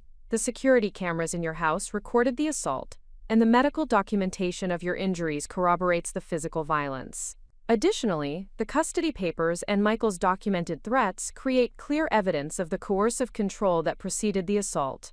Patricia's assessment was that Michael would likely accept a plea agreement rather than risk the professional and personal consequences of a public trial that would expose his abusive behavior to media coverage and legal community scrutiny. However, she was prepared to proceed to trial if necessary to ensure that Michael faced appropriate consequences for his criminal behavior. What would a plea agreement typically include in cases like this? I asked. For domestic violence cases involving professional defendants with no prior criminal history, plea agreements usually include guilty pleas to reduce charges, mandatory counseling for anger management and domestic violence intervention, probationary supervision that includes no contact orders with victims, and community service requirements, Patricia replied. However, given the severity of Michael's behavior and the presence of child endangerment charges, we would also seek restitution for your medical expenses and additional restrictions that protect both you and Sophia from future contact. The prosecution timeline indicated that Michael's case would be resolved within 3 to 6 months, providing closure to the criminal proceedings before the family court custody case reached its conclusion. This sequence was advantageous because Michael's criminal conviction would strengthen our position in custody proceedings, while also establishing legal precedent for the protective orders that would govern any future contact between Michael and our family. As I reflected on the progress that had been achieved during the first month after Michael's arrest, I realized that my decision to refuse signing those custody papers had initiated changes that extended far beyond protecting my immediate parental rights. The confrontation had exposed Michael's true character to professional witnesses whose testimony would ensure justice, activated support systems that I had never known existed, and created opportunities for building a new life based on authentic relationships rather than fear and control. The reconstruction of my life was proceeding according to plans that prioritized Sophia's well-being while also establishing the foundation for my own professional and personal independence. The challenges ahead remained significant, but for the first time in 8 years I was facing those challenges with professional support, legal protection, and the confidence that came from understanding my own capabilities and worth. The birthday party that Michael had intended as a demonstration of his authority had instead become the catalyst for my liberation and Sophia's protection. His attempt to force my submission had revealed his weakness, while my refusal to comply had demonstrated strength that I had never recognized in myself. The family court proceedings that would determine Sophia's custody arrangements began 6 weeks after Michael's arrest, initiating a process that would test every strategic skill I had developed during 8 years of surviving his manipulation. Unlike the criminal case, where Michael's guilt was established through witness testimony and physical evidence, the custody proceedings required demonstrating that his behavior posed ongoing risks to Sophia's emotional development and psychological well-being. Judge Margaret Harrison presided over the Douglas County Family Court, with the methodical precision of someone who had spent 15 years evaluating complex custody disputes. Her reputation within the legal community emphasized thorough analysis of evidence, rather than emotional appeals, a judicial approach that would favor the systematic documentation I had collected over Michael's attempts to minimize his behavior through legal maneuvering. The preliminary hearing established the framework for proceedings that would ultimately determine not only where Sophia would live, but also the broader question of which parent possessed the judgment and emotional stability necessary to guide her development through adolescence and into adulthood. Michael's legal representation had been assumed by Harrison and Associates, a firm that specialized in defending high-profile clients facing criminal charges and family court proceedings that threatened their professional reputations. Attorney David Harrison entered his appearance as Michael's counsel, with the confident demeanor of someone accustomed to protecting wealthy clients from the consequences of their personal failures. His opening statement revealed a defense strategy that would attempt to characterize the birthday party assault as an isolated incident of poor judgment, rather than evidence of systematic abusive behavior that posed ongoing risks to family members. Your Honor, my client acknowledges that the events of March 15th represented a serious lapse in judgment that he deeply regrets, Harrison began, his tone suggesting measured contrition rather than authentic remorse. However, the isolated nature of this incident, combined with Mr. Patterson's exemplary professional record and his genuine commitment to his daughter's well-being should not overshadow 8 years of dedicated fatherhood and financial provision for his family. The characterization was precisely what Rebecca Chen had anticipated during our case preparation sessions. Michael's defense would focus on minimizing the significance of his criminal behavior while emphasizing his professional achievements and financial capabilities as evidence of his suitability for maintaining substantial custody rights. Rebecca's response demonstrated the strategic advantage that comprehensive documentation provided in custody proceedings. Rather than relying on emotional appeals or unsupported assertions about Michael's character, she methodically presented evidence that established patterns of controlling behavior, financial manipulation, and psychological intimidation that predated the physical assault by several years. Your Honor, the evidence will demonstrate that Mr. Patterson's assault against Mrs. Rodriguez was not an isolated incident of poor judgment, but rather the culmination of a systematic campaign of coercive control that included financial manipulation, social isolation, psychological intimidation, and threats of retaliation designed to prevent Mrs. Rodriguez from seeking legal protection or independent counsel, Rebecca stated, her presentation organized according to the legal standards that governed custody determinations in domestic violence cases.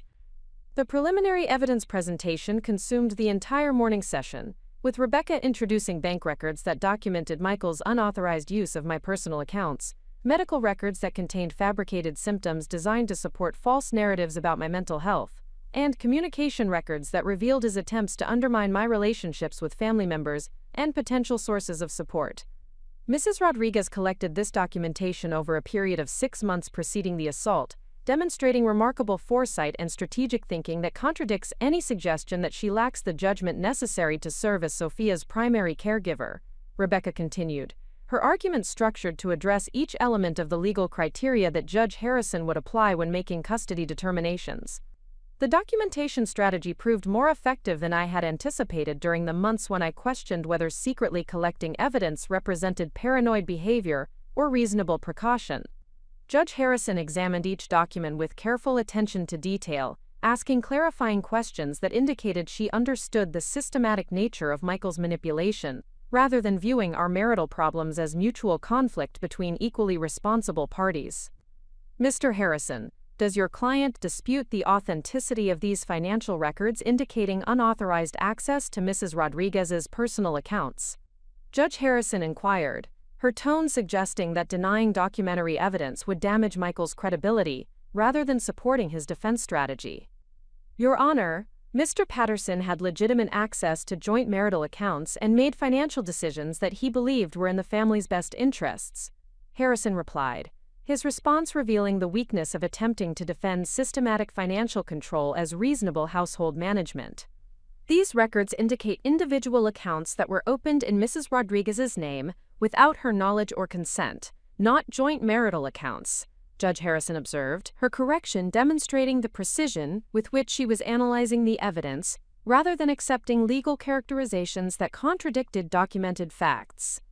The exchange established the tone for proceedings that would prioritize factual accuracy over legal rhetoric, an approach that favored my position because the evidence supporting systematic abuse was comprehensive and verifiable, rather than dependent on subjective interpretations of ambiguous behavior. Dr. Patricia Williams conducted the court-ordered psychological evaluations that would provide professional assessment of each parent's emotional stability, judgment capabilities, and capacity for prioritizing Sophia's developmental needs over personal conflicts. The evaluation process extended over 3 weeks and included individual interviews, psychological testing, observation of parent-child interactions, and review of all available documentation regarding our family dynamics. My individual evaluation sessions with Dr. Williams focused extensively on the decision-making process that led to my refusal to sign the custody papers and the strategic thinking that had enabled me to document Michael's behavior despite the personal risks involved in collecting such evidence. Elena, your ability to recognize the systematic nature of your husband's controlling behavior and to develop long-term strategies for protecting yourself and Sophia demonstrates remarkable psychological resilience and intellectual sophistication, Dr. Williams observed during our final evaluation session. Many domestic violence victims never develop the awareness necessary to understand manipulation tactics or the strategic thinking required to build cases against their abusers. The professional validation was profound, particularly because it came from someone whose expertise in family psychology enabled her to distinguish between genuine capability and superficial presentation. Throughout my marriage, Michael had consistently characterized my intelligence as adequate for basic domestic responsibilities but insufficient for complex decision-making. A narrative that had gradually undermined my confidence in my own judgment and analytical abilities. Dr. Williams, I often questioned whether my interpretation of Michael's behavior was accurate or whether I was becoming paranoid due to the stress of our relationship, I admitted. The isolation made it difficult to maintain perspective about what constituted normal marital conflict versus systematic abuse. Elena, your documentation reveals exactly the kind of systematic pattern that characterizes coercive control relationships, and your decision to collect this evidence demonstrates clear thinking rather than paranoid behavior, Dr. Williams replied. Additionally, your consistent prioritization of Sophia's emotional well-being throughout this crisis shows the kind of maternal judgment that family courts seek when making custody determinations. Dr. Williams' evaluation of Michael revealed psychological characteristics that would prove devastating to his custody case. His individual sessions apparently demonstrated limited insight regarding the impact of his behavior on family members, minimal acceptance of responsibility for the circumstances that led to criminal charges, and continued adherence to controlling attitudes that suggested high risk for future manipulative behavior. Mr. Patterson presents with personality characteristics consistent with narcissistic and controlling behavior patterns that are strongly associated with domestic violence perpetration. Drive. Williams's written evaluation stated. His limited acknowledgement of wrongdoing, combined with his continued focus on his own perceived victimization by the legal process, suggests minimal prospects for meaningful behavior change without intensive therapeutic intervention. The psychological evaluation's most damaging finding concerned Michael's attitudes toward Sophia's autonomy and emotional development. His responses to questions about parenting philosophy revealed expectations that children should prioritize their parents' emotional needs over their own developmental requirements, a perspective that contradicted established principles of healthy child psychology. Mr. Patterson's responses indicate that he views children as extensions of parental identity rather than individuals with independent emotional needs, Dr. Williams continued. This perspective, combined with his demonstrated willingness to use intimidation and control tactics when his authority is challenged, raises significant concerns about his ability to support Sophia's healthy psychological development during adolescence, when increased independence becomes developmentally appropriate. Quote, the supervised visitation sessions that Dr. Williams observed provided additional evidence that supported concerns about Michael's parenting approach. Rather than focusing on Sophia's interests and enjoyment during their limited time together, Michael consistently used visitation sessions to gather information about our living situation, my legal strategy, and my relationships with the professionals who were supporting our transition to independence. Daddy asked me lots of questions about where we live now and who comes to visit us, Sophia reported to Dr. Martinez during one of our family counseling sessions. He wanted to know about the lady who helps Mommy with paperwork and whether Mommy talks on the phone with lawyers. The interrogation approach revealed Michael's continued focus on gathering intelligence that might provide strategic advantages in legal proceedings, rather than prioritizing meaningful connection with Sophia during their supervised visits.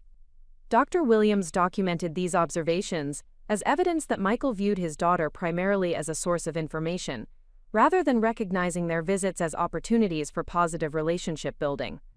The contrast between Michael's interrogation sessions and Sophia's spontaneous expressions of comfort in our new living situation provided compelling evidence for my custody case. Sophia's adjustment to our transitional housing had been remarkably smooth, with improvements in her sleep patterns, academic performance, and social relationships that suggested reduced stress rather than trauma from family separation. Sophia exhibits classic signs of relief from chronic household tension, Dr. Martinez noted in her evaluation. Her improved emotional regulation, increased willingness to express preferences and opinions, and enhanced capacity for age-appropriate play behavior all indicate that the current custody arrangement is supporting her healthy development. The comprehensive psychological evaluations concluded with Dr. Williams's recommendation that I be awarded sole legal and physical custody of Sophia, with supervised visitation for Michael that would be gradually expanded only after he completed domestic violence intervention programs and demonstrated sustained behavior change through therapeutic assessment.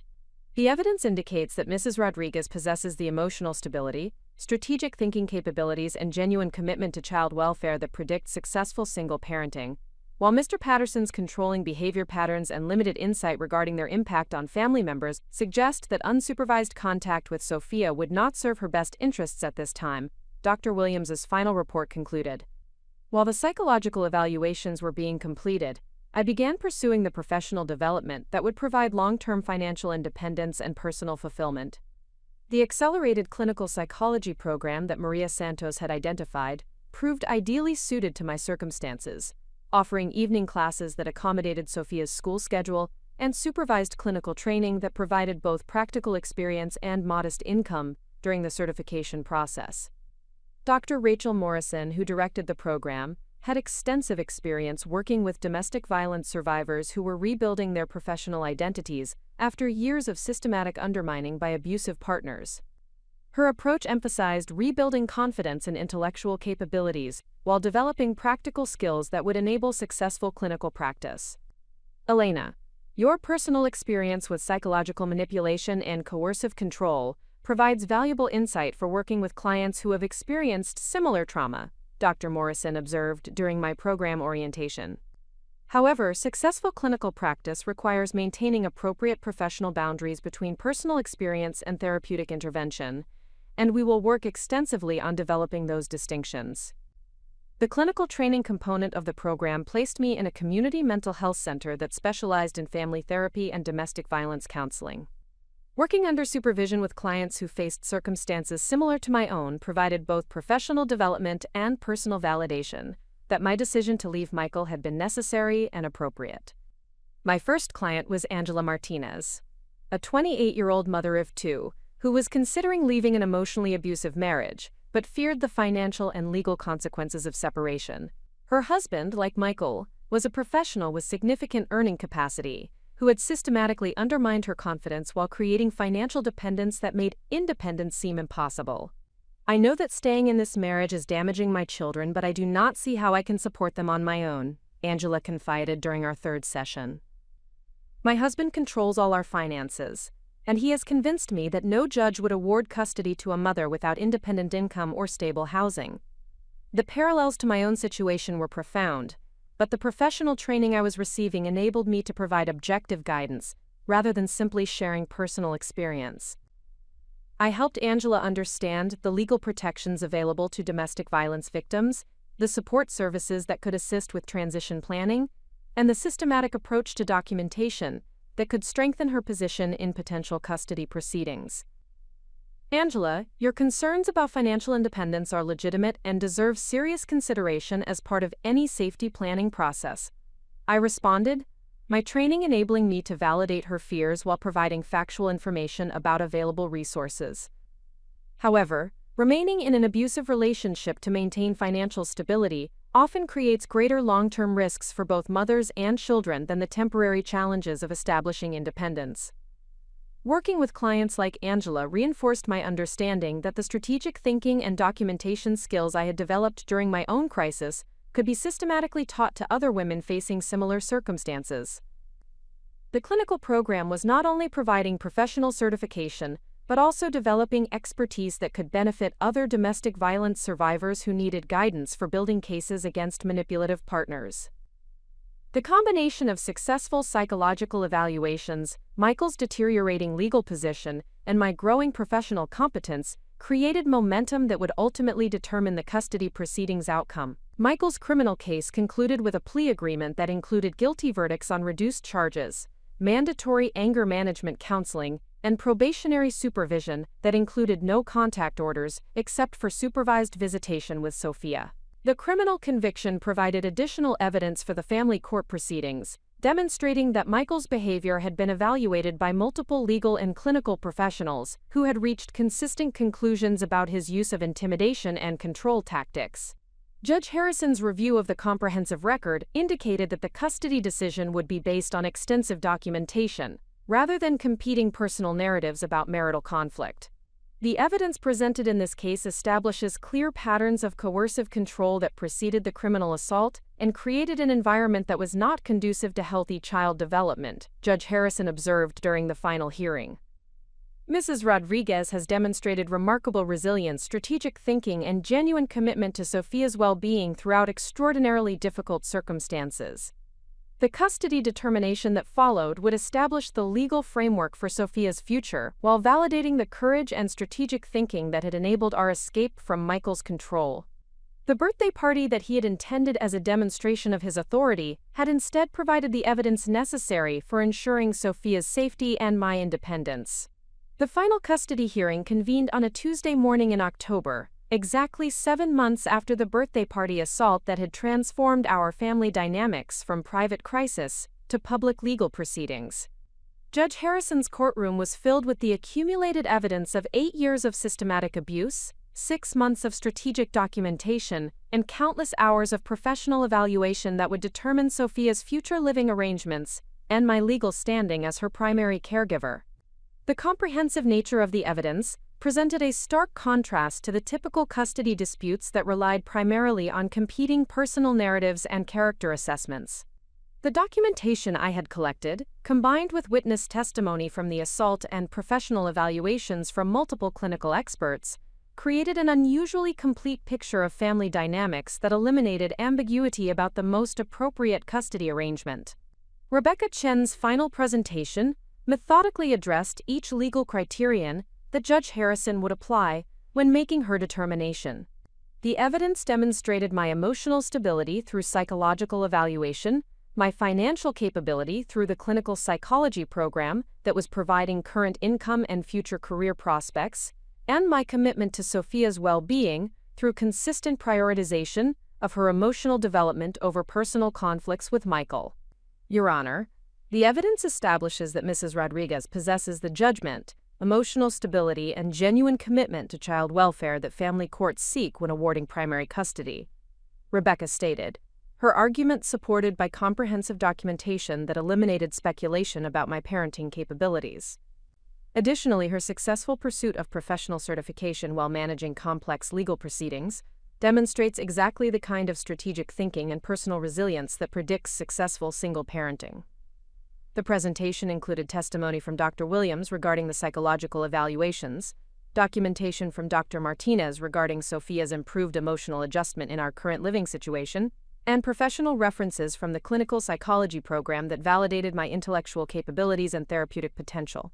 Each element of evidence reinforced the others, creating a comprehensive case that addressed potential concerns about single parenting, while establishing clear advantages for the proposed custody arrangement.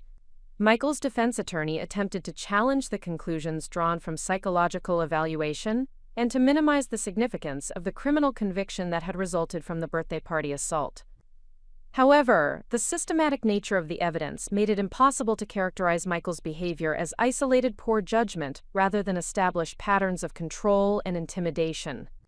Mr. Harrison's argument that his client's behavior represented momentary poor judgment is contradicted by extensive documentation of financial manipulation, social isolation, and psychological intimidation that preceded the physical assault by several years, Judge Harrison observed, her analysis demonstrating careful review of all available evidence.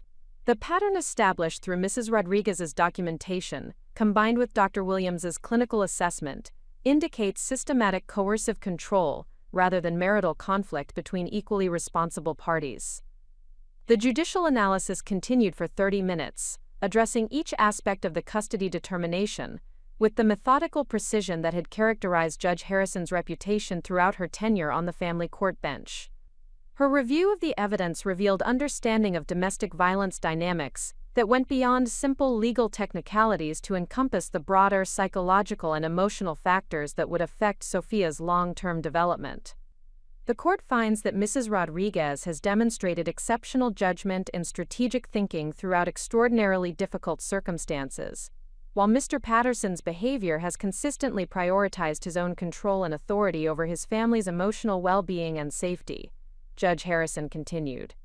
The evidence supports awarding sole legal and physical custody to Mrs. Rodriguez, with supervised visitation for Mr. Patterson contingent upon completion of court-ordered domestic violence intervention programs and ongoing therapeutic assessment.